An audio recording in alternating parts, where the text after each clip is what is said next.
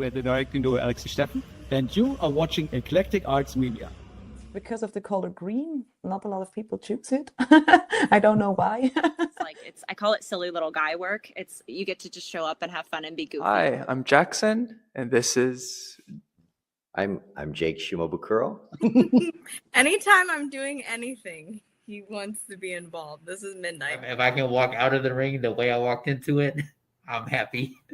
And that, and I'm like, I made it, I did it, and then I turned the wrong way, you know? Life's not fair, is it? I'm just going out meeting everyone dripping with sweat. Hey, who wants a hug? And then I'm singing and I'm going, I'm not all by myself anymore. Oh, whoa. Whoa. I know. You are watching Eclectic Arts Media. The amount of evenings where I am not at home, I'm in some other theater space, is like almost every single day of the year. You know, even with editing, I get irritated. I'm like, but I get quite stubborn, you know? An epic event. And you're sitting, okay, I believe you. So I think I forgot your question, but I went on a different path, but it felt great. And then I got to move on. I don't have time for this. And I need to keep as much hair as possible because, particularly in Hindley Street, no one's got hair. You'd fit right in, Mark. So I can't believe it's been that long since we talked. Time flies. Hello, we're rolling cards. Right. They may be super confused. Like, what is this woman talking about? Projects with whatever theater I could reach around here, you know. All right, look here. Hey, this is Alex Story from Cancer Slug. This is Cancer Slug. And you're watching Eclectic Arts Media. See, I said it right.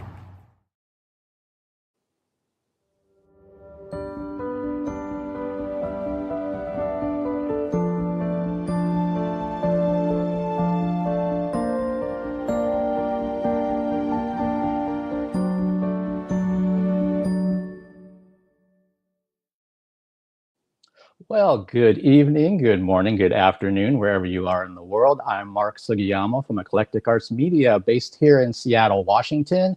And thank you so much for joining me on this Monday, the 16th of February, 2026. And I'd like to thank Christopher Walters for joining me earlier today. It was great talking to him. He's a producer, director, actor that has a wonderful documentary coming out this Friday called Artfully United. It's going to be available on all digital platforms. So just shameless plug for that. Chris was really great. We were supposed to talk for 30 minutes and it went over an hour.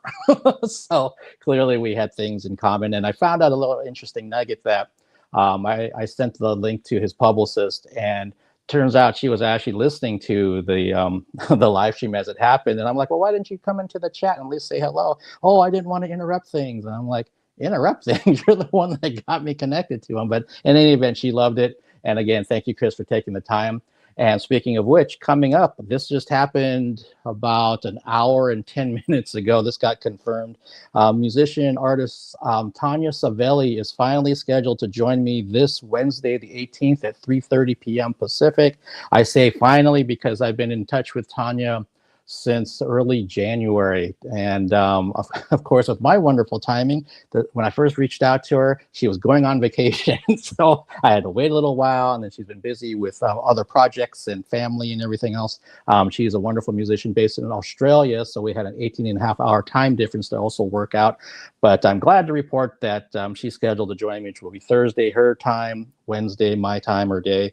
And again, that's 3:30 p.m. Pacific. If you're not familiar with Tanya, she's been doing background vocals for the Hindley Street Country Club as of probably the last 4 months or so, but she's got her own projects going on. She's doing music all the time. She's also an educator and does lessons with students and everything else. So we're going to talk for probably a very full hour before she has to break away to actually do a lesson, she was telling me. So that's going to be on Wednesday. And if you'd like to know more about what I have coming up, please follow me as Eclectic Arts Media, one word, on Instagram. That's where I post everything first. And then some of that information migrates over to other social media platforms. And if this is your first time joining me on my YouTube channel, if you do me a huge favor, please hit the subscribe button as well as the notification bell. And if you're on the Twitch side of things, if you could follow me over there, that's great. That's where I started all this virtual work almost 6 years ago. Once we get to May of this year, it'll be 6 years. Like, wow, it's crazy that I've been doing these live streams that long.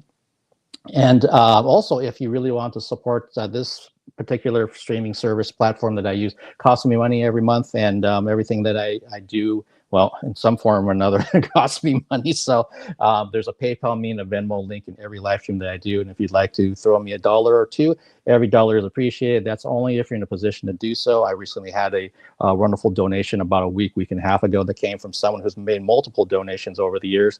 And I never know when he's going to do it. They just kind of show up in my inbox and I'm like, oh, yay, that's really awesome. And I see who it is. So I message him and that kind of thing. But again, that's only if you're in a position to do so. All right. And I should also mention that if you have a question during this live stream or any future live streams for my guest, please just join the YouTube channel or the Twitch channel. And you should see the live chat box. You can put your question in there, and then I will fold that into the discussion as we go along. Okay. My guest today is a talented actor.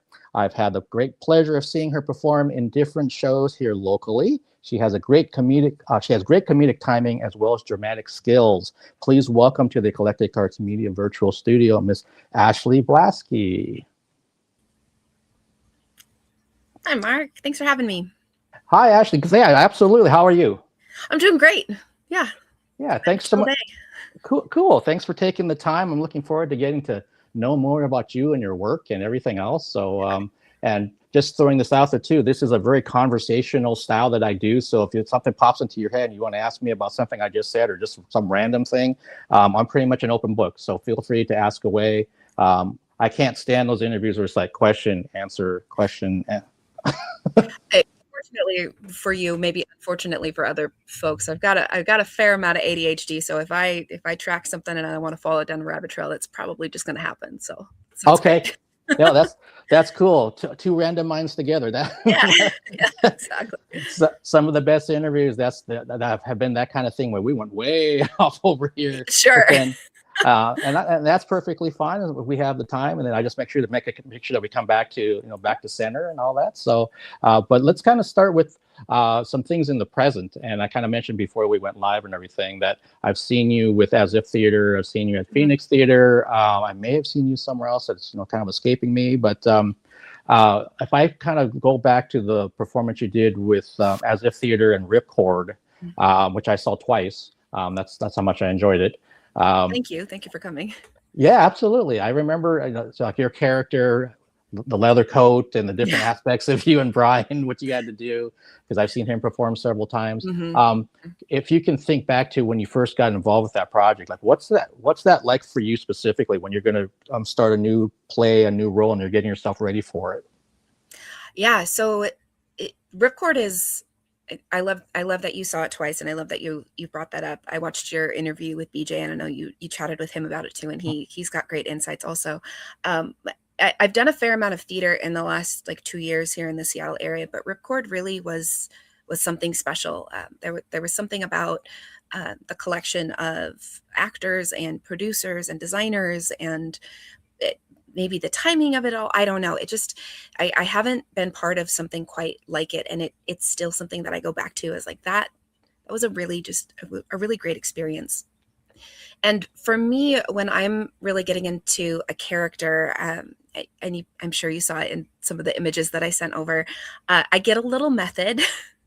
When I pick up a character, I really want to feel like who this person is, and it starts coming out like during the rehearsal process. Like my wardrobe often changes. I'll change how I do my makeup. I do a lot of background research into like time frames and things that were relevant, and I try to really put myself in that person's shoes to kind of get a real grasp of who they are. So the director, Chris Shea for Ripcord, said, I see this character as more punk, a punk MILF to be specific. I was like, you know what? I think I can do that. So like I completely changed my hairstyle. I did a whole undercut. I dyed it bright green. I got all these fake piercings. I shifted a lot of my wardrobe to be more punk, like for that entire rehearsal process. So when I came in, even if we weren't doing costumes or, we weren't working props, like some part of me had that character like in what I was wearing or how I'd done my makeup or my hair that day. And that's a really important part of the process for me. And I think another one that you saw was Tartuffe out at Phoenix. And so that one was set in the 80s, and same thing, like all of a sudden I was wearing all of these big shoulder pads, and I have this windbreaker that's neon, and I was doing my makeup with that really high, like Madonna style, just for part of the rehearsal process, just again, so I could kind of feel like I was in the world and I could feel like I was into that character, and that helps me kind of get centered into wherever I'm at. Okay, well, I love the fact that that you embrace these things and you lean into it even during like the rehearsal process. Like, if this is what the character's supposed to be, this helps me become this character by looking it and dressing it and kind of feeling that way. I don't have an acting background whatsoever, and if I did, though, I'd have a feeling how my brain is. That's the same thing that I would be doing, because I would want to be this. If I'm supposed to be someone from the '60s, and I need to kind of feel like I'm somebody from the '60s, and not just speaking the lines and looking at me as like, well, wait a minute, I feel like I'm in 2026 right now. Yeah. So that's interesting. Has there ever been a show where you didn't do that? No, I don't think so. Everything that I've done has had a very, most of the characters that I play, I give them a very specific look. And one of the first things I do is I start pitching my thoughts or ideas to the director and to the costume designer, because what I don't want to do is start off in a direction that's opposite of where they want to go, because ultimately, like, it's not my vision. That's not my job, is to have that vision. My job as an actor is to bring their vision to life. So, but when you can do it in a collaborative way of, hey, I hear you're saying it like this is how I'm seeing it, is that the direction you're leaning? Once I get the go ahead and once I get the green lights on that, then I start really like putting that work into it and coming up with visually, what do I want that to look like? Physically, how do I want to carry myself? Does my voice need to take on an affect?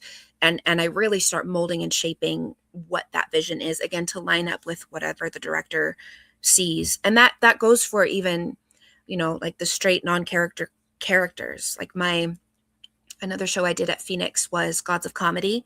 I did that last spring. And the Phoenix does farce, right? They're very good at it. There's a lot of really high comedy, fast paced, real funny stuff. And my character in it was the straight man. So my particular character didn't bring a lot of the comedy, but it was the baseline for everybody else to be on top of it.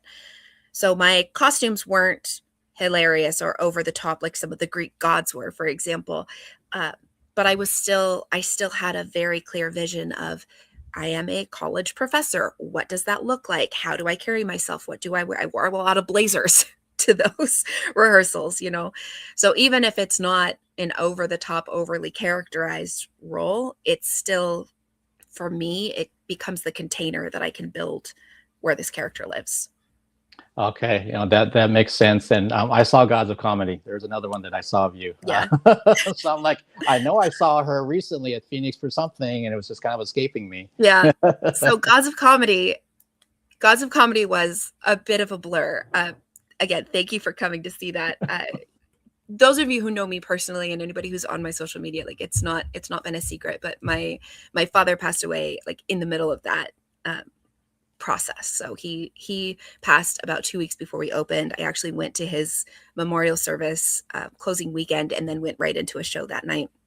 So it was a bit of a rough time for me personally, and having theater and having a family like to go to that was outside of kind of this really sad world that I was in personally was really helpful.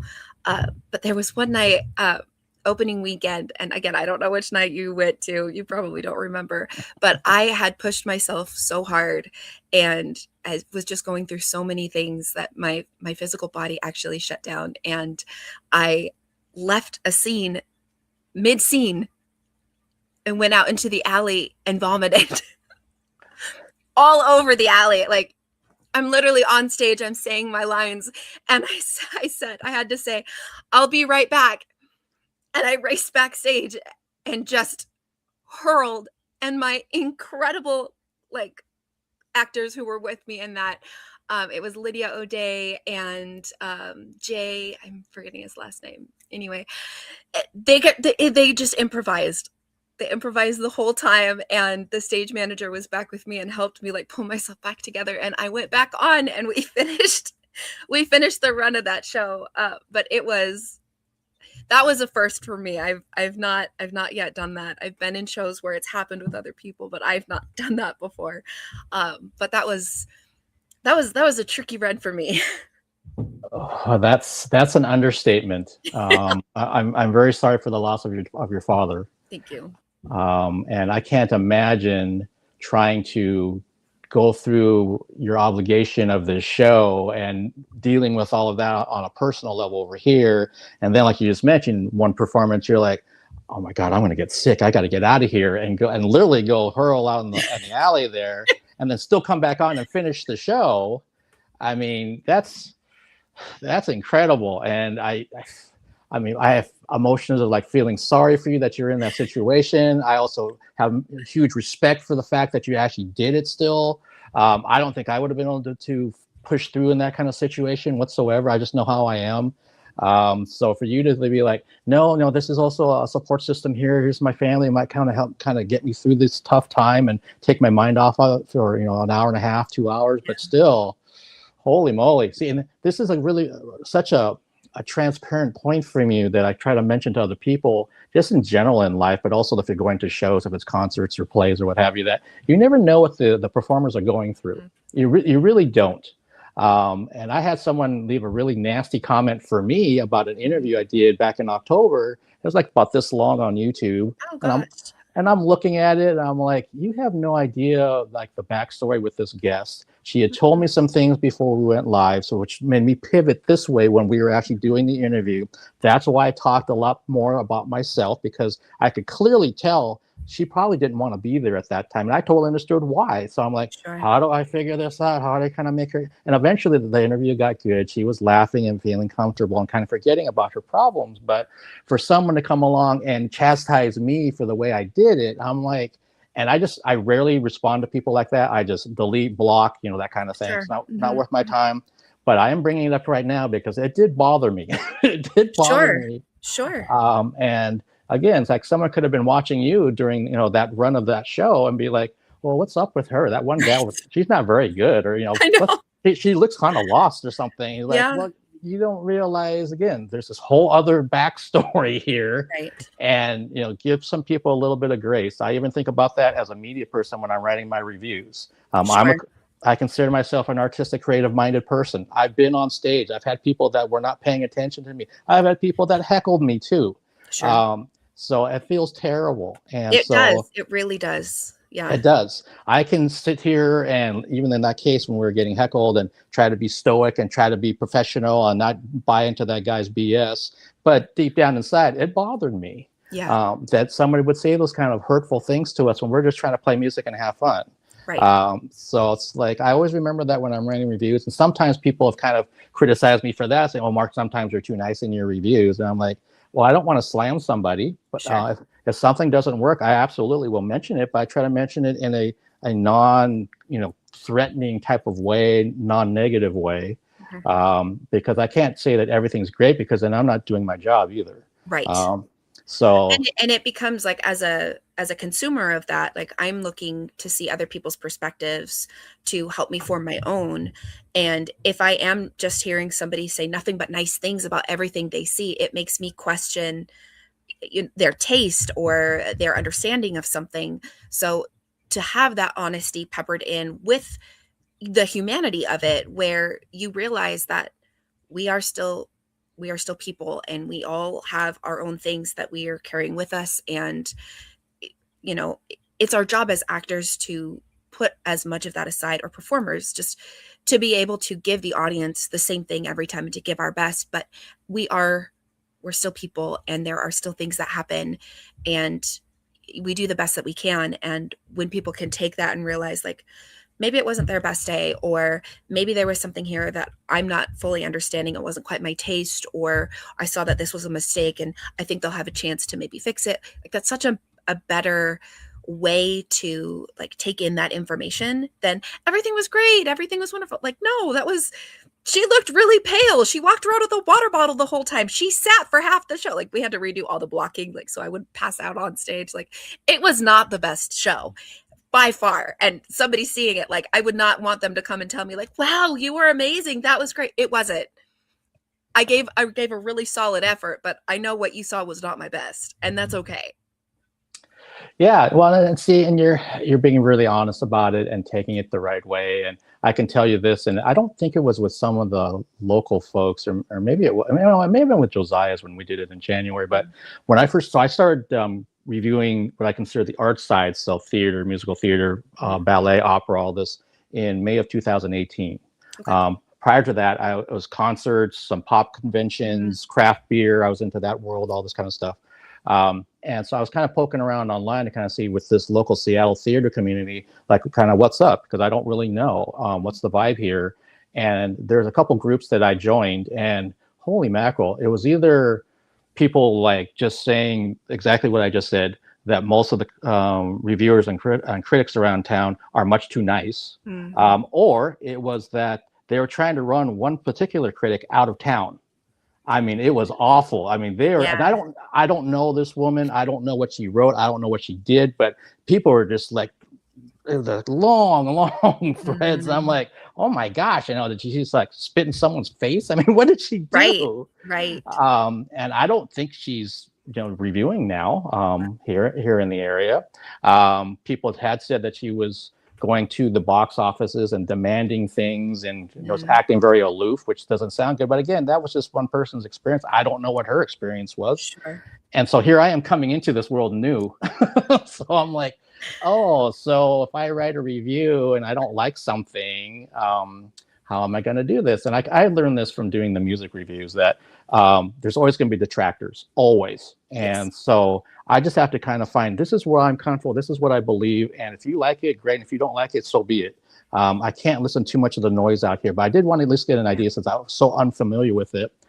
And I think it may have been Amy Gentry when she was working with Driftwood and working with Phoenix, that there is a production that it just didn't resonate with me whatsoever. And so in my email to her, as I sent her my review link, I said, I'm just warning you now, this one didn't really work for me. We can't always hit our home run. I was saying all these kind of things to kind of like, just kind of prepare her. And she's like, yeah. And she was like, no, Mark, I mean, we know that. I want to know, like, if things didn't work, like what didn't work for you. And I want to hear from you. And I know how you write. So I know you're not going to sit there and just like, blast somebody. You're going to kind of give me some ideas that maybe we didn't consider.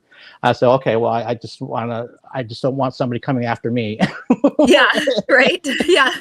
I am local, so you could find out where I live. Sure. But she took it the right one. She's one of my favorite people. I mean, I've run into her. Fantastic. Yeah. She was one of the producers for Ripcord. Yeah, and I mean, I did an interview with her and Sandy when they first opened As If, and I knew her back when she was with the ACT Theater in that capacity, and now she's with STG, and I've seen her and her husband several times coming out of there, and we cross paths because I'm on the way to the show and she's going home and all that kind of stuff. But so from like and I'm always speaking for myself, I can't speak for any of the other media that are here. That's kind of how I approach things. It's like, sometimes the performances were great, the sets, the wardrobe, everything, but you know what? Just the source material I wasn't clicking with me. Sure. So that's really nobody's fault per se. Yeah. But then other times, especially if there's any kind of music involved, because I do have a music background, I'll be like, oh, I can tell you're an actor, you're not a singer. Sure. Yeah.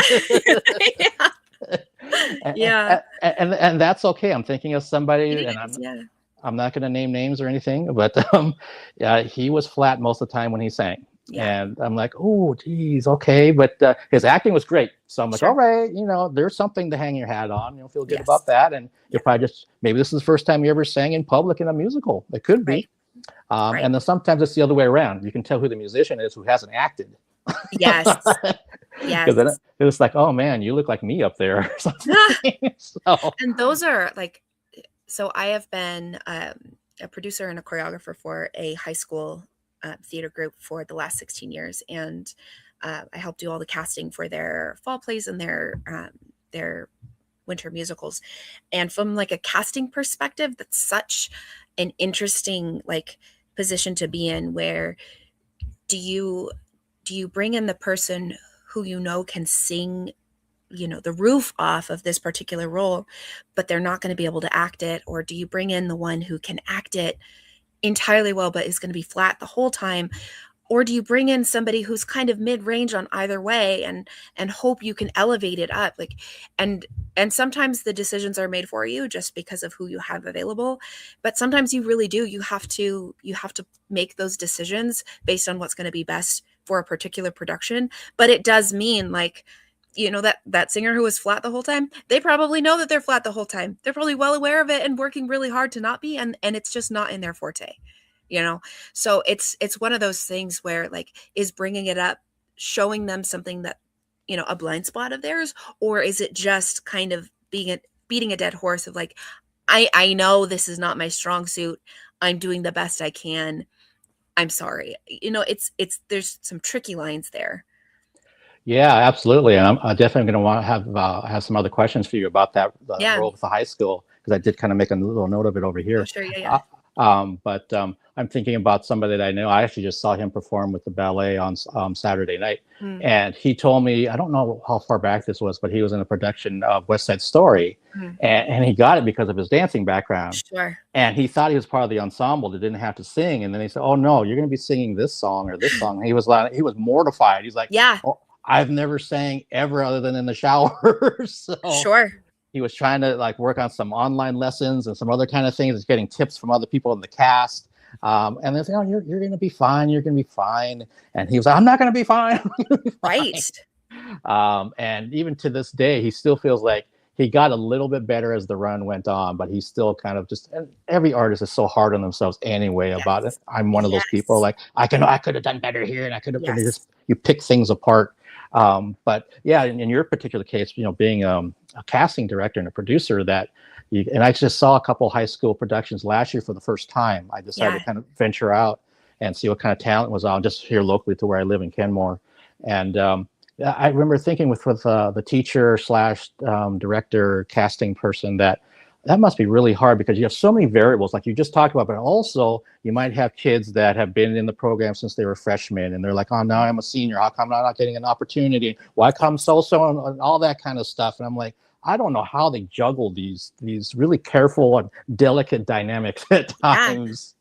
Yeah, absolutely. And that's where I work with the director who's there, and we spend hours discussing all of those components, because you're right, the students who have been part of the program, even if they aren't, even if they can't sing as strongly as somebody else, or they can't act as strongly as somebody else, when a student is dedicated and they care about it and they're passionate and they've shown up and they've been part of it, sometimes it does mean that it is their turn to have something, and we will do our best to find a place where they can shine and they can be celebrated for the work that they've done, even if maybe somebody else can sing over them, maybe. But it's such a careful dynamic, because we're also not just going to give the lead role to a senior because they're a senior.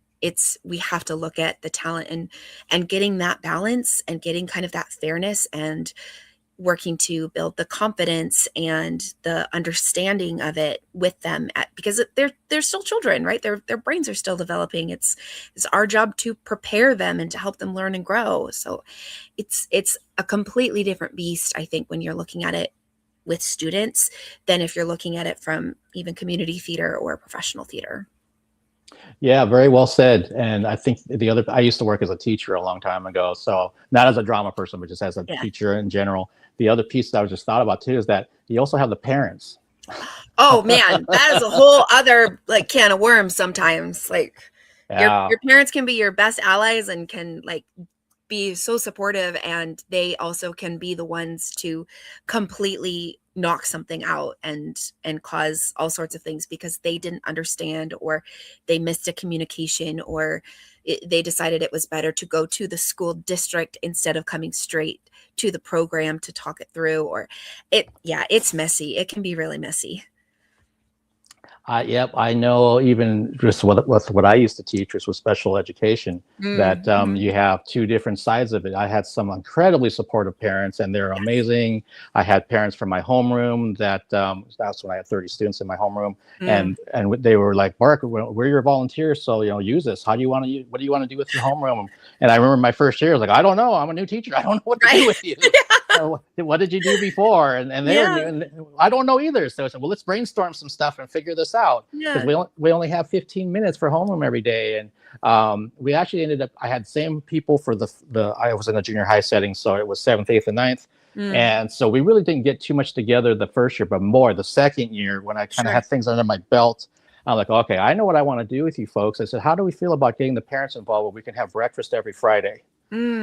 So you can kind of, just like with a soccer team or baseball or gymnastics or whatever, you go down the parent list. Okay, you guys have this day, you have this day. Here's some of the items that we want to bring in, if it's donuts or muffins or fruit or whatever.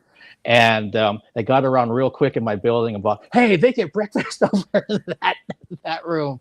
And I think I was the only homeroom teacher that did it. And I started doing birthdays for when their birthday was. They got to wear a special helmet that I took a Polaroid of, and then they got to get a king-size candy bar of their choosing. Just all kinds of stuff. I'm like, let's kind of make this fun, because that's what it's supposed to be. That I was supposed to be the person that they could talk to that wasn't one of their other classroom teachers. So if something's going on personally with other students at home, whatever, I could be that innocent third party that they could bounce things off of. And it worked really well. And some of them, when their siblings were coming up, they would request me as their homeroom teacher and stuff. I'm like, so who are you related to? I said, because one of them threw me because I saw the last name. I said, well, you don't look like Ross. And she was adopted, I found out. I see. Okay. Yeah. I said, my brother, he said such great things about you. He said, he did? And I didn't like Ross. Oh my gosh. I had a student a few years ago. It was probably 2018. They came through the audition room, and we typically know about 70 to 80% of the students who come through, because they're repeats. They start in the middle school program, they work their way up.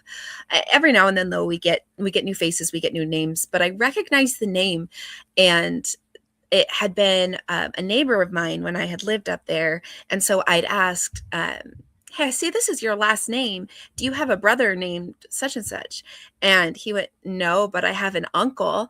And I realized, like, oh, I'm to the point now where, like, my peers' children are in the program, or they're, like, I just hadn't put that together yet, that, you could have, this kid that I'd grown up with, who was, again, my neighbor, like, he's the uncle of this 16-year-old now. Like, oh, okay.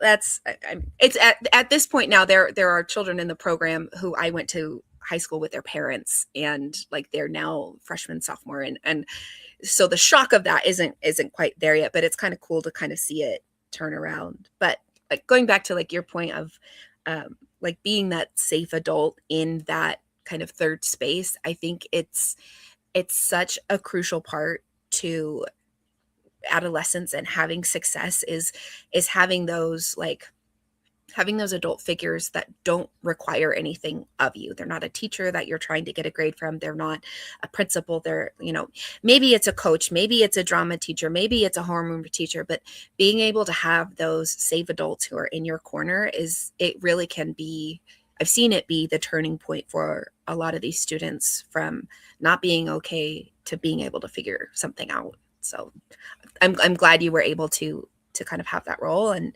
I want to recognize that, like, how important that is. And I'm thankful that you were able to do that. Well, thank you. And I mean, it sounds like you're in a similar role yourself, and have been for several years up there. And at that high school, isn't it close to the border? It's on the border. Yeah. It is. It's up in Linden, which is, I lived there for, I don't know, 10, 15 years. So middle school all the way up through my early 20s. So I did most of my growing up there. I was born down here in Kirkland, lived in Everett, Linwood. I'm in Bothell now, but we moved up there for my dad's job at the time, and all my formative years were spent up there. And I did the high school programs for theater up there, and I ended up doing a teeny tiny little community production of You're a Good Man, Charlie Brown. I played Lucy, and the director and I really clicked. And I had some ideas for like some little choreography things for that production. This was back in 2010, and she enjoyed it. And then the following year, she got hired as the drama director for the high school and needed a choreographer. And she's like, well, I liked working with you. Do you want to come do this with me? And we've been together ever since. So I was living up there at the time, and then I moved away, but I love it so much. And I've invested in these kids for so long, and some of them are in their 30s now, and I've been able to mentor a lot of them. Some of them are peers and friends now, and they're having kids. And yeah, it's a commitment. It's like a 2-hour drive for me, but just it's been so worth it to be able to stay involved and be this kind of person in their lives. Okay. Yeah. I mean, clearly you're passionate about that, because you just said that's a 2-hour drive. Yeah. And when I saw that, I'm like, is she doing that virtually, or what is she No. Like, I said, that might be pretty hard. Yeah. So we have a different rehearsal setup. It's a little more intense on my end. I can't make it to weekday rehearsals, obviously, because it's after school. So I end up going up on Saturdays, January through March, and I cycle the students in and out, and I do about 6 to 8 hours worth of teaching on those Saturdays. They don't always stay that long. They are usually in 2 to 4 hour blocks at a time, and we do all the choreography or scene changes or the things that I'm responsible for in that time. And we hyper focus and get it done. And that's what my life ends up being for the first 3 months of the year. And it's been that way, 16 years at this point. So.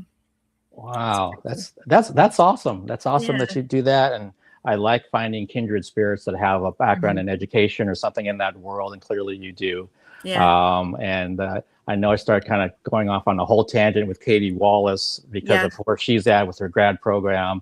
And we might be coming back together to talk specifically about educational things. Nice. Because I've done years in a public school system. I did 10 years in a nonprofit with Seattle. I've been an educational advocate in Snohomish County. So I was actually zinging districts who are not doing what they're supposed to be doing. So I was on the other side of the table. Sure. I've seen some wonderful things, and I've seen some god-awful things happen too. Yes. And I don't do any of that right now. I actually might be back in that world. Depending with my day job situation, I'm kind of in the mix of some opportunities and things. So, but you mentioned like you've been doing working with the high school for 16 years. So so were you getting involved with theater and the arts at a really young age when you were down here, and then your family moved up there? Or when did you first start? Yeah. So I started in church. We had a theater. We had people who were passionate about performing arts and kids, and they formed a little drama group of preteens when I lived down here. It's actually it's just around the corner. It was Canyon Hills, just right here in Bothell, and I live just down the street from it now, which is wild. But that's really where I got my start. It was a lot of improv, and they took this group of preteens, and we were the entertainment at our summer camp that year, and we performed the Christmas productions. And then my family moved shortly after that, but I stayed involved with children's theater, and we'd do summer workshops. And then I got more into it again in high school, and it became this place where I could be creative, and I found I could really thrive. So I loved it. And then I had quite a bit of a break, honestly. I hadn't performed since that 2010 show of You're a Good Man, Charlie Brown. I did a lot of the production side of things, again, working with the high school. I got involved with some other children's theaters down here, where I do assistant directing, stage managing, things like that. But I hadn't been back on stage until I think it was fall of 2023, when a friend in Linden actually had a play that he wanted to direct, and he's built our sets for us for years and years, and he wanted to direct at the community theater. He's like, I've got a role for you if you want it. I was like, I don't know, man. Performing in Linden seems like a bit of a lift, but if it's a chance to be on stage again, that might be kind of fun. I don't know. And the director that I work with, she was going to be the main person in it. So to be able to act with this director, it seemed like something I I couldn't really pass up on. So we figured that out, and then I caught that bug again. I was like, I really enjoy this. I really like being on stage as well as like behind the stage. So I'm gonna be brave. I'm gonna see if I can try and break into the Seattle theater scene, because it was really intimidating. But I started just going to auditions. I followed that TPS website and I just showed up for everything. And I started getting cast. I think my first show down here was at Red Curtain. I did Into the Breaches up in Marysville. And that was really my first, like, oh, yeah, I can do this. These are people I don't know. They've never seen me. They don't know who I am. And whatever I'm bringing to the stage with me, they like it enough to have me keep going. And that really was enough of a propeller for me to keep going and keep trying out. So, and that's kind of where we're at today. Wow, that had to be a really good feeling, but also, like you said, kind of a scary feeling when you're like, terrifying. I'm gonna do this because I really want to do it, but I don't know how this is going to work. And then you get cast in your first show, and like you said, I don't know any of these people, and they don't know me. So let's kind of see what do I have? Do I have what it takes? And it turns out I do. Yeah. It's kind of that whole thing of like, once you get past the first one, then the other ones should be a little bit easier to digest in that process and everything. Yeah. It's no different than the very first video interview I ever did. I did it on a tour bus with people staring at me. Yeah. And I was already nervous. So I said, I don't need people staring at me, but I can't tell them to go away. Right. And that's still on my YouTube channel for people that want to watch it. Wow. But then the next one was easier, and then the next one got easier. And even like with these live streams, I got invited to do this during the pandemic by a wonderful band called Alice out of LA. And I have a lot of respect for them, but I'm not tech oriented at all. And so I'm like, I don't know how this is going to work, because I know how to do the interview portion, but I don't understand this live stream thing, or what are we doing? And we did a FaceTime call. And so I was talking to the band down in LA, and they were all coming by to say hi to me as they're getting the whole drummer's house changed into a club. Yeah. And I'm like, I had such good feelings seeing them again. I said, no, I got to say yes to this. Why did I even pause? I need to say yes to this. But that first one I did, holy moly, was I nervous.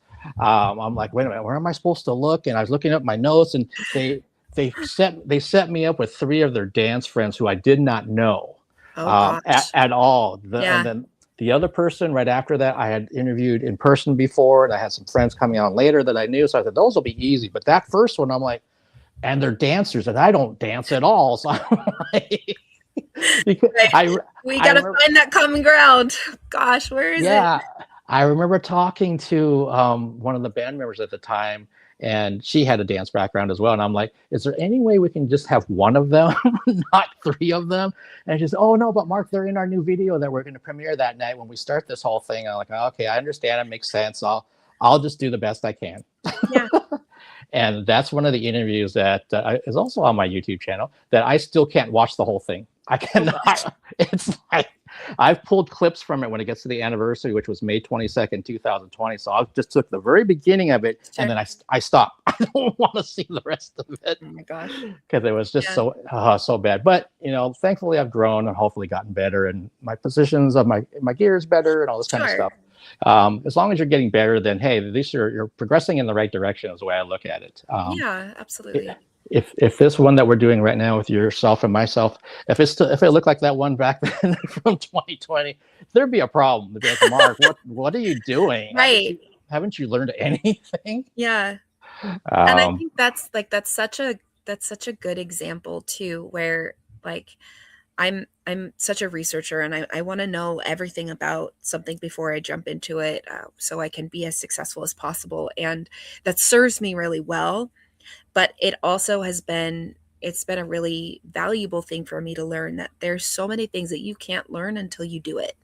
And sometimes you just have to keep doing it, and you keep doing it, and you keep doing it, and you learn things that you can't research your way into knowing some of those things, right? Like I look back at like some of the auditions that I went on, and I'm like, what was I thinking? Or like, I definitely was not prepared for that, but I don't regret it. And I'm glad I did, because I learned something, and it brought me to the next place. So even now, like knowing my ability to perform or my ability to walk in a room and be seen, like whatever I'm capable of doing right now is my best. I know that, and I know that that's going to get better because I'm doing it now. So that's been a really valuable thing for me, being part of this kind of rejection cycle, because really that's what auditions are, right? It is a rejection cycle. I've had really decent luck. I think in 2024, I booked 1 out of 4 things I auditioned for, which is wild. Like, it's crazy unheard of. I've not had such luck since, which is fine. And that's more common, right?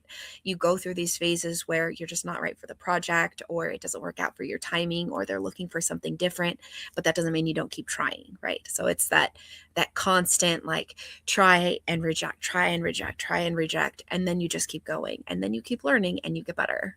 So yes, this interview now, I'm sure, looks and sounds and feels significantly better than it did in 2020. And in 2030, it's going to be better than it looks now.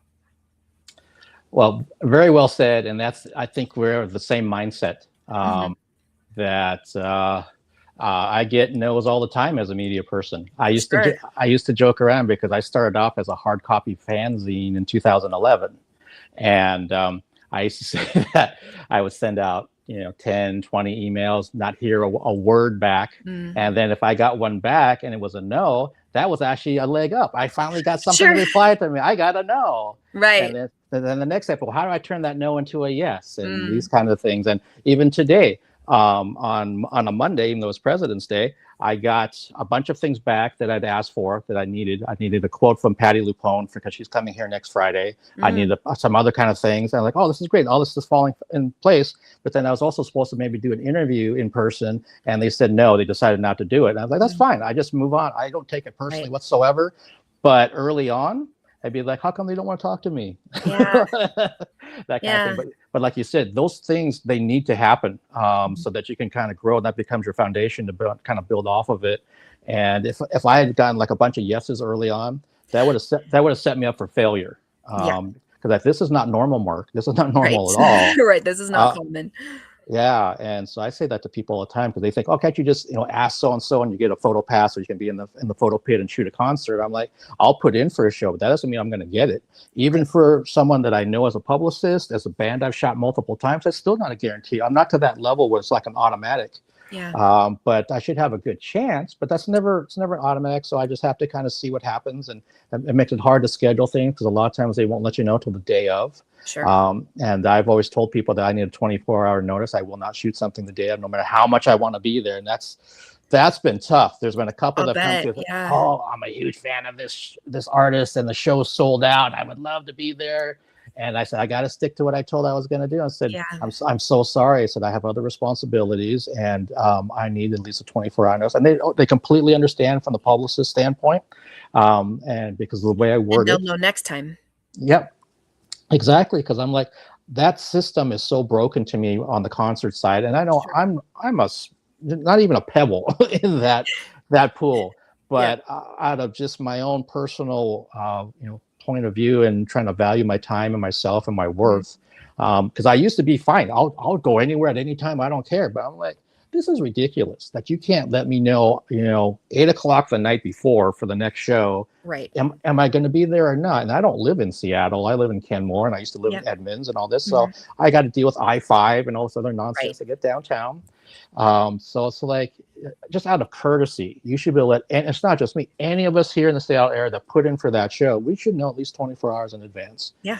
And it still happens where they're like, because I had one at the Paramount last year, and I'm like, I'd love to be there, but you let me know at 4 o'clock. Right. It's like, it doesn't line up, doesn't work.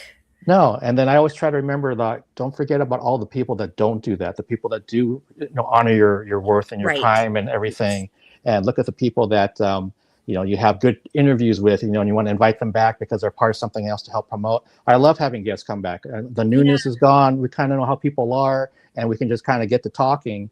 And it's so easy for me to kind of look what's over here, that kind of what's on the other side. Yeah. And I need to do a little bit of that because that's how I find new people. Just like I had Chris today, who was wonderful, but I don't spend all my time doing that like I used to. It's kind of, what else is there? It's like, wait a minute, what about all this over here? And that's partially what prompted me to do the interviews with a lot of the local artists this year, because I'm like, look at all this talent and I don't know a damn thing about them. They're right here. I'll get a chance to see them again on stage. So let's talk to them. And I'm sure, like, with all the work you've been doing at the high school level, and like you said, you've been on stage, and I've seen you on stage, and it's so interesting to know your process. Like you said, you're a researcher. You want to kind of get into character and kind of know everything that's going on. And you learn that sometimes you can't research certain things; they just have to happen. Yes. My first year of teaching, that entire year, you just had to figure it out. Right? All the stuff they taught me in college, that helps with the paperwork side of things, and methodology and some other things. But when this kid is doing this over here with that, it's like, you don't know. Like doing classroom management, you can't learn from reading about it. You can only learn by doing it or being in a room where it's happening. Absolutely. Yeah, that's a perfect example that, you can spend 5 years studying classroom management, and it's like, until you're actually in a room with 30 kids or whatever it is, you really don't know what it's like.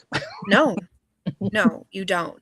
And I think back to, like, because again, like, I've been doing this for 16 years, which means I was young. I was like, I think I was barely 21, maybe 22 when I started doing this. And I thought, like, oh, I'm so good at this. I know. And I've been working with kids for years. I've been teaching at a church for years. Like, I knew how to manage like large groups of unruly, whatever. I was like, I totally got this.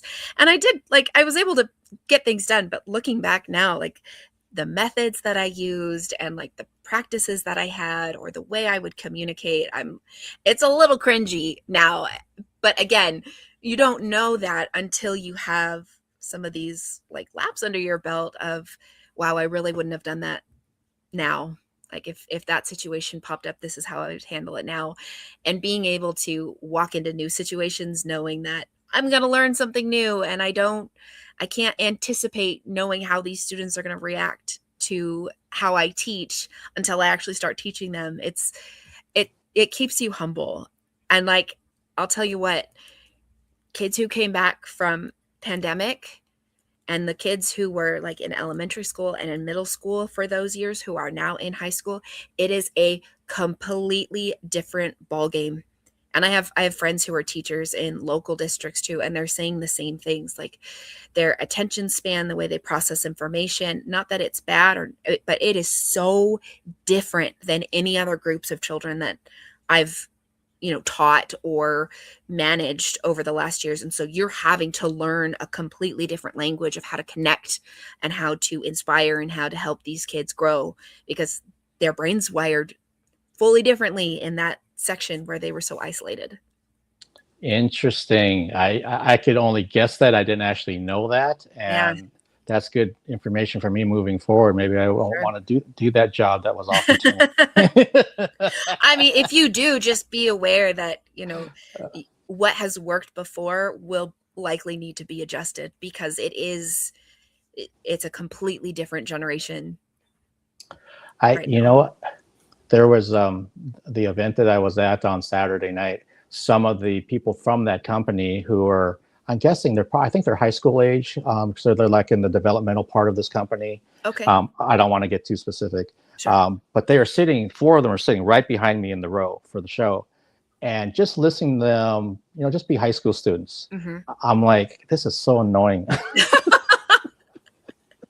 To me. And they're talking, they're like gossiping about some of the other people that were going to be in the show. Mm-hmm. They're talking about stuff that had nothing to do with the show, like what they're going to do later, because it was Valentine's Day. Yeah. And they weren't doing anything wrong. I mean, they were just acting like a 16-year-old. Right. But for me to hear that for like 20 minutes, I'm like, do I really want to be around this like all the time? Yeah.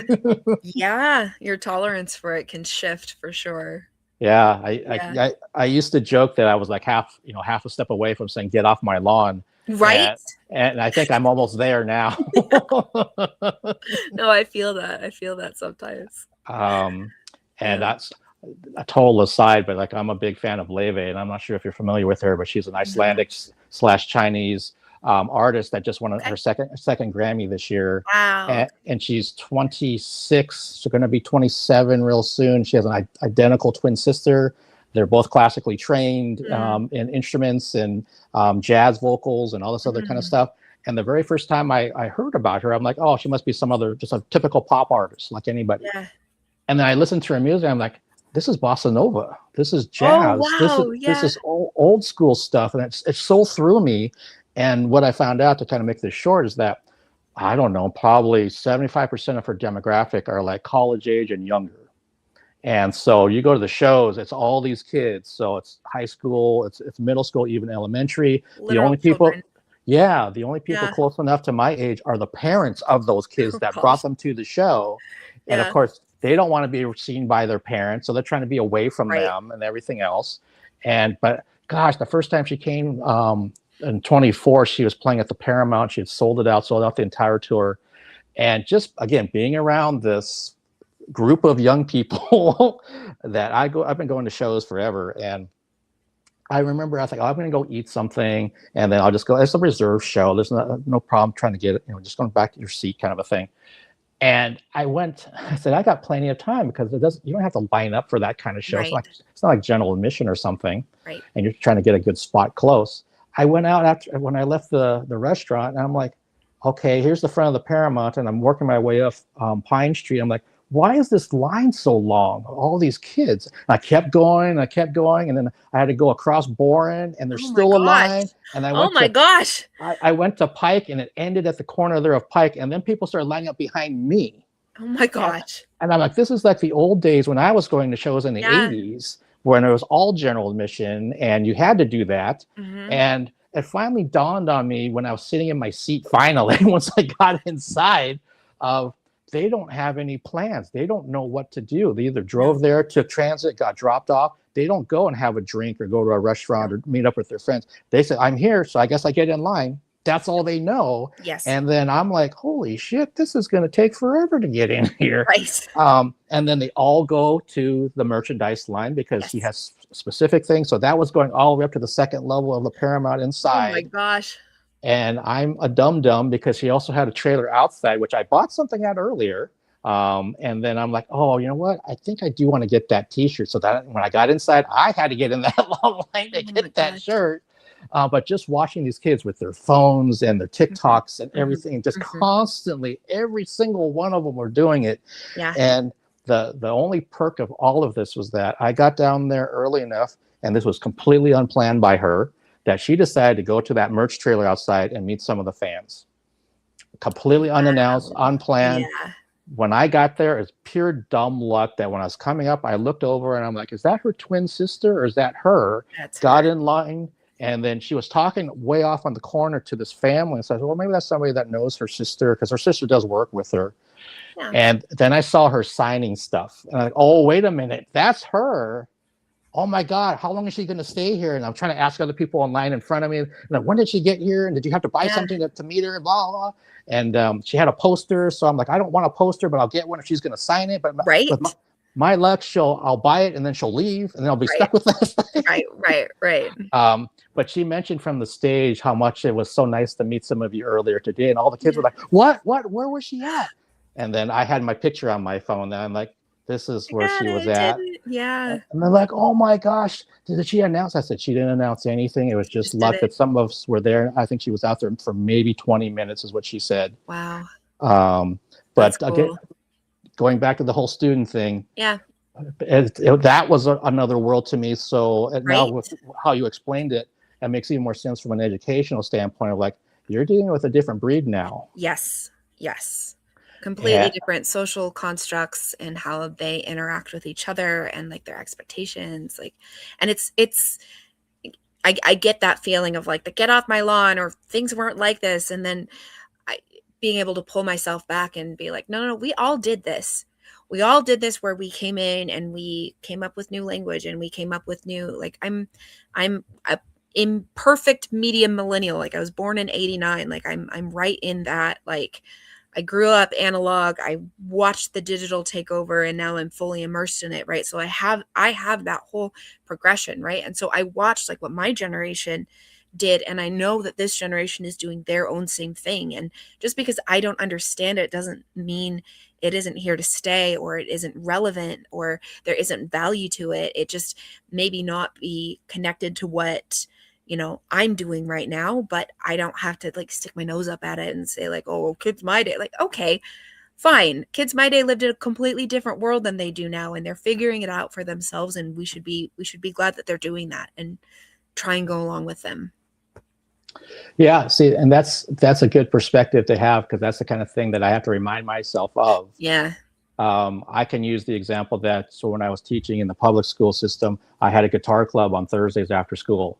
And I always had to remind myself that if a kid brought in like a song from a band, they wanted me to learn it, and I didn't really like that band or even like that genre of music, I can't say that to them, because when I was their age and I loved Metallica or somebody, I wouldn't want some teacher telling me, oh, that's not very good, or that sucks, you should listen to this. I would immediately get defensive and think, well, you know, you suck, and all this kind of typical teen stuff.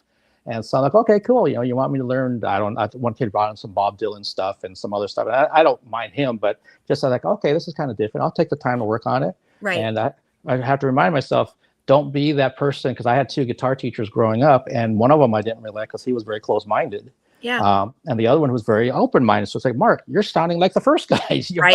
Don't do that. And it worked out well. So I started actually really leaning into it. I play something on my guitar and say, where do you think this came from? Then I would play the music. Turns out it was actually a sax solo from something. And I'm like, oh, that's really cool. So I'm like, here's how you can transpose these things. So don't close your mind off to other genres and other ideas and even other instruments, because then you're missing out on some places that you can pull inspiration from. And it was also, you know, a good reminder for myself. Mark, don't turn into that person. And when you stay open and you're willing to learn from them and hear their perspectives, they are also then open to hear what you have to say, so that you can open their minds and you can say like, yeah, this was a saxophone, or like, yeah, look at this music instead. Because when they get defensive, then they don't hear any of the value that you might bring. So it's this exercise that if you can keep that open between the 2 of you, it benefits everybody. Absolutely. You know, and Ashley, talking with you about all the things with theater and education and the work that you've done, have you ever thought about like either having your own theater company or doing something specifically for like children's theater or something in that world? Because it seems like you would be perfect for it. Yeah, no, that's yes, I had a business planned out at one point to do it. The tricky thing for me, and it will continue to be tricky, I am a type 1 diabetic. So I have to have reliable healthcare and access to doctors and steady prescriptions. It's not something that ever is going to go away. So I can't. I've never had the flexibility to just say, you know, I'm going to drop everything and go and hustle or scramble or try and build a dream. Like I have to have something really steady. So I didn't go to school. I've been working every day since I took a little bit of time off right after I graduated, but I jumped right into the workforce because I would have lost my health insurance otherwise. And this was pre-Obamacare, so the pre-existing conditions would have kicked in. So I have worked a pretty steady career my entire life just so that I can stay healthy. And that really is what's kept me from doing something like opening a theater or running my own thing. But what's really neat is that now, at the stage of my life where I am, and in my career, I'm not affluent in any way, but I'm very comfortable, and I have the time and the space to pursue the things that I love on my own time. So I do have the ability to perform. I do have the ability to volunteer with like youth productions in this area. I work with a group called Variety Plus. I think that's what's on my t-shirt in this picture. They do some amazing things that keep it really accessible for brand new actors of all ages. It's awesome. And I get to continue to support these students here. So really, I get to do what I love to do, and I get to pursue my dreams in this kind of way. But there's not enough stability, and there's not enough money for it to be worth it for me to make it my livelihood. So I work IT for a bank, and that's my 9 to 5. And it's great because it keeps my nights and weekends free to be able to do theater. And I tell kids that often, like it's really hard to pursue this as a livelihood, but if you can find something that's really steady, there are ways to keep doing what you love and still support yourself and pay the bills and keep your head above water in this economy. So I've thought about it, yes, but I also I'm extremely happy with where I'm at right now, with how I'm able to kind of keep my toes in the water and in the things that I love doing. Okay, what a well-spoken answer. And you found that balance. Yeah. So that you can kind of check off all these different boxes. And I think most people, including myself, that's what we're trying to figure out, because Right. the whole wishful dream thing of like, I'm going to be this, and I'm not going to, I'm going to have a huge bank account, and I'm going to have servants or whatever else. Right. It's like, you know what? that is Police cars and townhouses and vacation homes. And like, okay. Yeah. Okay. I'll be bossing people around. It'll be the business of Mark Sugiyama. No, it's not. And I know pretty much every creative person I've had on, except for a few exceptions, even those that are in bands that tour a lot, when they're home, depending on where things are at in their family lives, and some of them have kids, it's like, my wife works, but then I was on the road and we didn't make the money that we thought we were going to make. So I got to pick up a paintbrush again, or I got to do something.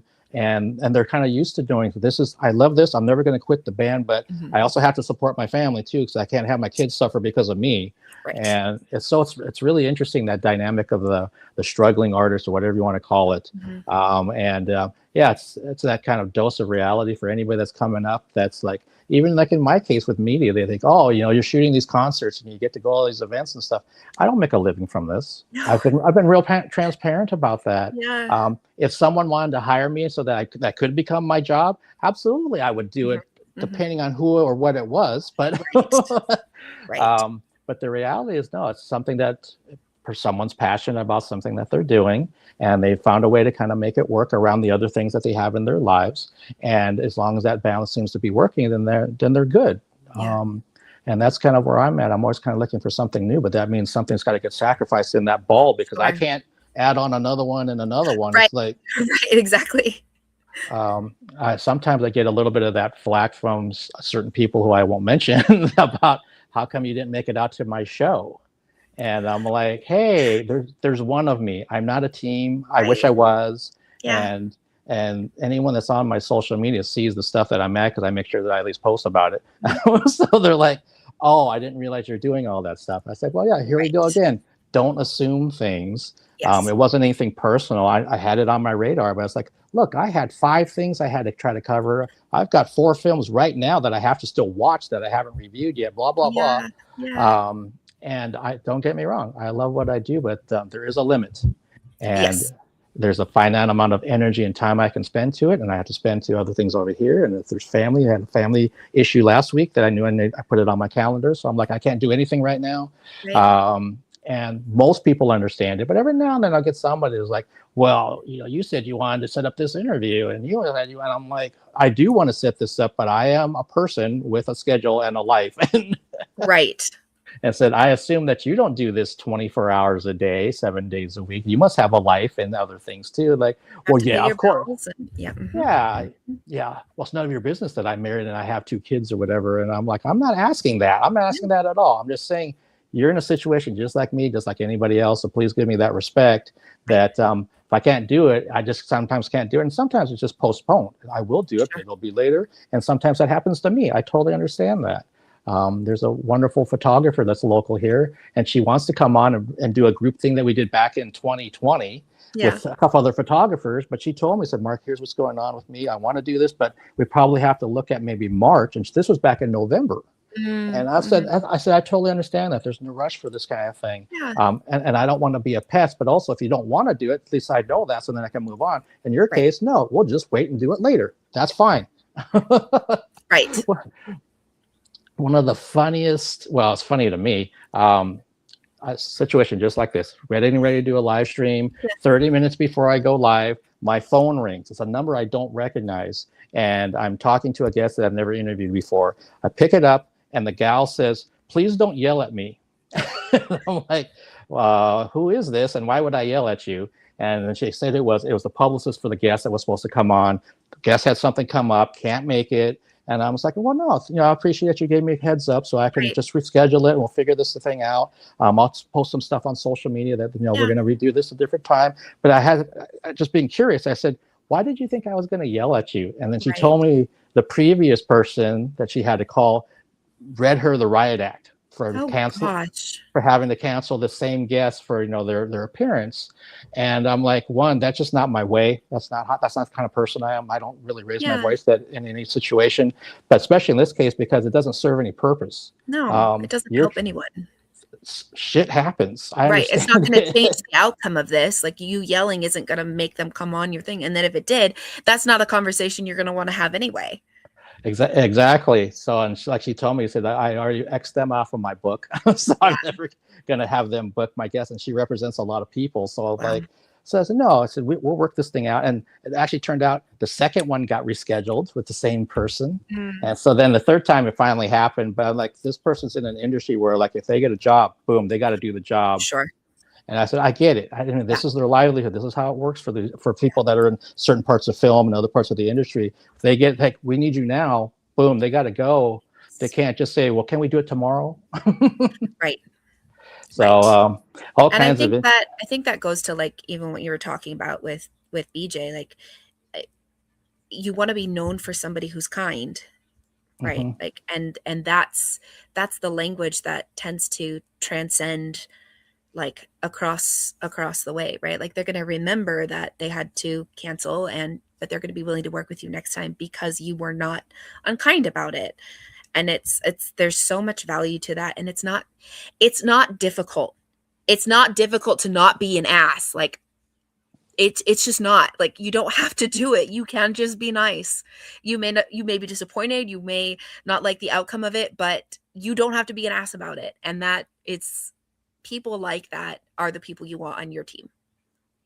Absolutely. Yeah. And just like you said, BJ and I talked about the whole thing about, trying to put your best foot forward and trying to treat people the right way. And you never do know who you're talking to. Right.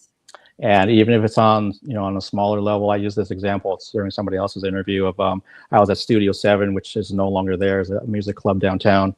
And there's probably all of 12 people in there because the show started really early, a bunch of local bands. And I'm just leaning against the post and watching this band. And this person came around and was handing out CDs to all the people there, but they didn't give me one. And I'm kind of, well, that's kind of weird. And so when the band finished, I went over to the table and said, hey, I saw that you were handing out CDs. Do you happen to have any more? And so I'm actually reviewing the show. And they're like, oh, you are? So they're scrambling around trying to find another CD. And they found one and they gave it to me. And that was nothing on person. It wasn't personal that they didn't give me one. I was probably standing there like this, so I don't look real welcoming anyway. Right. Yeah, like, you don't know if it was something that they said, yeah, no, I'm absolutely not giving him one. Maybe they didn't see you. Maybe you looked intimidated. Like, you don't know. Right. Yeah, absolutely. This dark metal club in a bad part of town. But they're kind of laughing about it with me. They're like, of all the people we didn't give one to, it's the reviewer. Yeah, the media person. Like, right. Yeah, sometimes that works out that way. I had a situation where I used to work at a private college in Redmond, and I was on the K-12 side, and but we hired all these college students for our summer programs, and I had to talk about classroom management. I had to train them for 2.5 hours. And this is at the end of a long day for those guys. And I knew it. They've been sitting there since 8 in the morning. I had to go on like at 2:30 or something. And I had a microphone because I said, I want a microphone so I can move around. I don't want to be doing a PowerPoint up here. These guys are going to be like me. They're going to be totally zoned out. And of course, me being the way I am with my luck, there's over 200 college students in this room. The kid that I picked, well, he wasn't a kid, but the young man that I picked on, because he looked like he wasn't paying attention. I got to know him later. He was one of our teachers, and he worked basically as a mercenary. Gosh. He has all of this background with all these missions through the military he had done, and handling weapons and all this kind of stuff. So I just laughed at him. I said, and he remembered that I was the one that picked on him, because it looked like he wasn't paying attention. I was like, of all of the kids or college students I picked the one that could shoot me from 500 yards away. Right, who probably is the best at keeping cool in high stress situations. Like, yeah, you're probably gonna be okay. Yeah, luckily he answered my question. I remember that, and we laughed about it later when we found that out. But I just like, oh my God, that's so me. Right.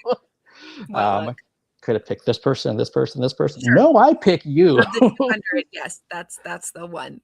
Yeah. That's so crazy. But Let me ask you this, Ashley, as we're kind of getting closer to winding this down. So with everything that you have going on, and like again, it sounds like you have a really good balance, and you're getting to do things that you love, and you're doing things that are kind of maintaining your health, so you have your insurance and you pay your bills and everything else.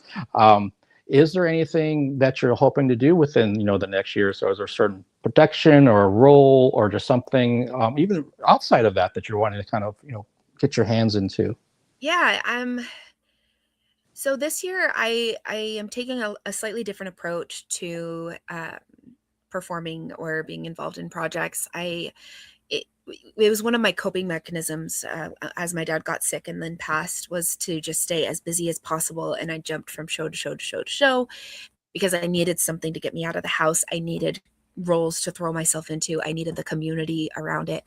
And now where it'll be a year in May, and as we've kind of come around from it, I'm like, you know what? I need a little bit of a break to kind of let my mind reset and not be as busy and maybe deal with some of the things that maybe I've been suppressing a little bit. So I'm in the middle of the high school production right now. We have our final dress rehearsal on Thursday. They open on Friday. I'm very excited. So I'll be present for all of that. And then I've got a callback coming up, and then I've got there's a couple of other auditions that I maybe have my eyes on. There's a children's theater thing, but really I'm going to be a lot more specific about where I put my time and energy this year. And if that means that I have a lot more space available, I'm okay with that, because I can then reconnect with people, because I won't be in, such a wild rehearsal thing. I kind of want to travel this year. I kind of wanted to see if I could make it overseas for a little bit, because that's been something I've wanted to do the last few years and hasn't been available to me. So I don't know. I don't know how active I'm going to be performing this year, but if it is, it'll be projects that I'm really excited about, or with people that I am also really excited about. So nothing right on the cusp just yet, but we'll see. Okay. Yeah. Well, that sounds like a healthy approach.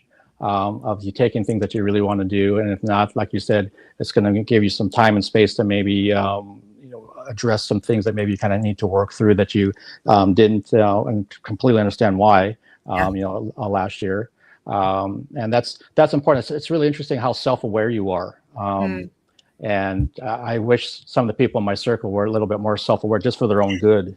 Yeah. I try to be as self-aware as I can for myself. I definitely kind of step out and kind of look at where things are at. I know when my life's out of balance. Right. Even as it's happening, I know when it's going on. I mean, right now is actually a good point. I mean, like if I have 5 different moving parts, most people would say, okay, just stop there, Mark. And I'm like, well, I normally wouldn't be available at noon on a Monday, so maybe I'll try to squeeze something in there. Right. And so I throw a 6th thing or a 7th thing or an 8th thing. And it's just part of that. There's this weird balance of like, I'm trying to grind and make sure I have opportunities, but at the same time, don't do that too much, Mark, because then you're just going to kill yourself. Yes. And I have done that. I have run into that wall where like, I don't want to go to any other shows for a while. I don't want to review anything. I don't want to look at another movie. And then that lasted probably about a week. Yeah. And then like, I got that itch. Right. It came back. Yeah. But I did learn, it's like, look, don't put so much stuff on your plate. That's why I'm so into. Yeah. Yeah, I'm somebody that I don't look at my analytics to impress anyone. I look at them to remind myself, this is what you've done. And so don't forget that you've done this much. It doesn't seem like that much maybe when you're in the moment doing it. And even like now, I mean, we're February 16th, and this is live stream number 13. I don't think I've ever done 13 in a month and a half of time. You did so many, even from when, we had first reached out. I just even this week, you've done quite a few. Like that's so much, prep and collecting. And I know you're setting things up in the future too. Like it's impressive, but I definitely see how, it would be easy to hit that burnout cycle if you just keep filling. There's no time to like do the prep or to do the other things, or like you were saying earlier, like look outside of that and see like what's next. Yeah, I mean, you're for the 4th live stream in 3 days. Yeah, and I was at that's wild. And I was at an event on Saturday that I still need to write my review of. Yeah. Oh gosh. And I say this with all humility, but this is a really good example of like when that person said they couldn't do the in-person interview later this week, I was happy. Right. Right. I was like, hey, I replied back to them, thank you so much, not a problem at all. We'll work out actually something works down out the well. road. But yeah, for me, I'm like, oh, good. I actually don't have to do something on maybe tomorrow or Friday or whatever it was.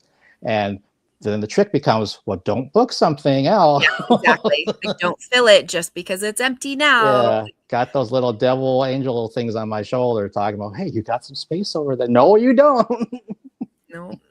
Space is okay for rest. That's okay. Yeah, I can, and it kind of goes along with, having seen you in plays and everything. The first time I saw, it was only a couple of things during Christmas of 2018 that I reviewed, and I said, no, I really like this. It kind of got me in the Christmas spirit and everything. I really like this. So I made a mental note next year in 2019, try to see as many holiday shows as you can. And so I went to, I may have been 10 to 12 or something like that. Wow. And this is such a weird thing, but I remember when I got to the last one, which was Olympic Ballet Theater. They're doing the Nutcracker down in Edmonds. That was my last show before Christmas. And I told myself, I said, you know what, maybe I'll just take a little break until the beginning of spring, because I feel kind of burnt out. I think I did too much. And again, this was 2019 going into 2020. Right. So little did I. Spring of 2020, great time to just pick right back up again. Yeah, of course. So I'm like, man, I wish for the wrong. Oh, yeah. Wow. But then again, I think I mentioned during BJ's and some other people's live streams, that these live stream interviews happened during the pandemic for me, and then film reviews happened during the pandemic for me. They're the only two silver linings I had. So those pieces didn't exist prior to that. So I'm so lucky. I've been able to talk to people literally around the world through this medium. So that's been awesome. And then films. I love films. So when people are saying, hey, you want to review this? Do you want to review this? What about this film festival? I'm like, yeah, what the hell else am I doing right now? I don't have to actually look at Netflix for once. I can actually watch something that's going to be coming out, and I can exercise my writing skills and all these kind of fun things. So I was so lucky that happened, and it's still happening. So then all these worlds came together once we, thankfully got out of the pandemic and back to in-person stuff. But then I'm still doing the live streams. I'm still doing the film. I'm still doing these other things. And I'm just doing them on a smaller scale because, like you, I kind of know what's healthy for me. And every given year is a little different. Last year, I think I only photographed, I think it was 4 or 5 concerts. That was it. Wow. But that was intentional. I said, you know what? I love going to concerts. I'd rather just pay some money if I can, or go to something that was free than have responsibility. Right. I love shooting shows because it's interviews and reviews are like 1 and 2 kind of intertwined. Concert photography is down here. I know I'm not the best concert photographer. It's an area that I would love to get better at, but I'm like, there's so much that goes into it, and just trying to get approved. And once you're finally there, and all this other kind of stuff that happens, that I'm like, I'd rather just go have fun. Yeah. There's a good way to let off steam and kind of balance out the stress in my life. Let me just go have fun at these shows instead of part of the cog. Yeah. Yeah, absolutely. And this year I've shot a couple shows, 3 shows already. So I'm almost at what I did last year. Yeah. Yeah, it's weird how it kind of balances out that way, right? Like you shift. It does. And so if it's As If it's Phoenix, if it's Driftwood, if it's Second Story, if it's I still haven't been to Red Curtain yet, and I would love to get up there and see what they're doing. Space. And Scott's sets are really the designs that he does to fit that space is really special. It's pretty cool. That's awesome. Yeah, I see their stuff. I follow them. I have some people that I also know that I used to actually work with who had been in a show up there. I think recently. I think when they did was it Sound of Music, and they did something recently. Yeah, and she was in that show, and I'm like, she's Mark, are you gonna be able to make it up? And I said, I don't think I'm gonna be able to get up there. It's a trek. Yeah, but it's worth it. It's definitely worth it. They do really quality things. And that's what I've heard. So I know at some point I will get up there. I had somebody reach out from the Monroe area about something, and I'm like, hey, thank you for doing that. I'll let you know. I did get back to her and let her know I couldn't make it. So, but please let me know when the next show is, so at least I can get you on my radar, because sometimes I do miss things. I'm the first one to admit it. That goes into my inbox. I'm like, I'll look at this later, and then I don't get back to it. There's so much, right? There's so many things going on, and they often overlap. Like there's some things that you just can't see because they're the exact same times of everything else. Exactly. I have that going on this week. So I have to be somewhere on Thursday night, and somebody said, hey, we have our opening night on Thursday. And I'm like, yeah, I'm already somebody else. And they're like, well, can you do Friday or Saturday? So I can't do Saturday because I'm somewhere else. I'm trying not to do something on Friday. Right. So, and then they said, what about the following week? And I'm like, I'm at Ben Arroyo, then I'm at Village, and I'm trying to leave Sunday open. So I'm like, and maybe the week after that, I don't know. Oh, no, what? I have a personal thing.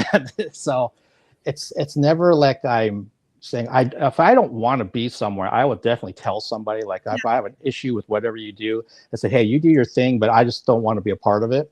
But it's rarely that. It's more like I just can't find the balance, you know. So please don't forget about me. Please keep me in the loop, because one of these days I will. Yeah, I will get out there, because I think some people after one tried to give up. That's what I found out. It wasn't worth it for you to come. No, it's not. It's not about that. There's a lot going on, and there's a rich and vibrant community, and it's impossible to see everything, unfortunately. Yeah, exactly. And I think some of the time too, with trying to just get all these things on my schedule, it's like, look, I have to kind of a balance. There may be something that I've been waiting 6 months to try to finally do, and it's finally here. So that's going to take priority. And some things I'm not really sure, because it takes a long time to try to get the communication's not so strong. And so I'm like, yeah, don't ever take it personally. But I can also say from my end that if I didn't follow up with things, probably more than 60, maybe even 70% of them would not have happened. Sure. I wouldn't have been credentialed for this show. I wouldn't have been credentialed for a photo pass over here. Taproot never would have reached out and got back to me about anything. You know, all these kind of things. Some people have been really great. As soon as I message them, they get back to me within 48 hours. But some of them, it's like I don't hear from them. So I'm like, hey, checking back in. Yeah. So if I really want it to happen, then it will. And if I don't, then I'm like, okay, I guess we're just going to let that one kind of go to the back burner. And sometimes it goes into the freezer and it goes outside, and you're like, this isn't going to happen. So, but Ashley, it's been so great talking with you and learning more about you and everything you have going on. And you got such a great energy to you. Thank you. Yeah, so I hope that if you do get something that you want to do this year, that I'll be able to get a chance to see you on a stage. And if it's not, I hope that you have great success with your show up north and all the work that you do there. And don't be surprised if I reach out I have another idea that might kind of involve you, but I'll let you figure that out offline if there's something you might want to be a part of. Yeah. But it's been truly a pleasure. I love talking with you, and I'm so glad that we got a chance to do this. Me too. Thanks, Mark. Yeah, I really enjoyed this conversation, and I would be happy to, chat again, or if you've got other things on the docket that we can do together, I'm down. Sounds cool. All right. Have a great night out there. Everybody watching, thank you for joining us. And I will see you, when I see you. Thanks, everybody. Thank you.